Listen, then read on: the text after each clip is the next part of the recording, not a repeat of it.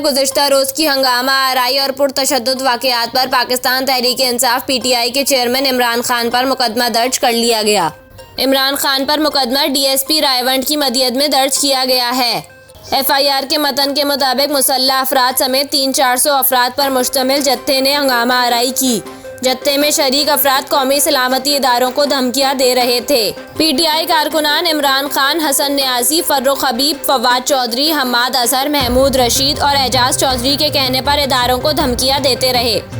FIR के मुताबिक PTI के मुश्तइल अफराद ने पुलिस पर पथराव किया और डंडे बरसाए, जिसमें 13 पुलिस अफसरान और एहलकार जख्मी हुए। PTI कारकुनों के पथराव की वजह से इनके अपने 6 कारकुन भी जख्मी हुए। ख्याल रहे कि गुज़िश्ता रोज़ तहरीक-ए-इंसाफ ने आइन और अदलिया से इज़हार यकजहती के लिए रैली निकालने का ऐलान किया था। सूबाई हुकूमत की जानिब से दिफा 144 नाफिज की गई थी, जिसकी खिलाफ वर्जी पर PTI के 37 कारकुनों को गिरफ्तार किया गया।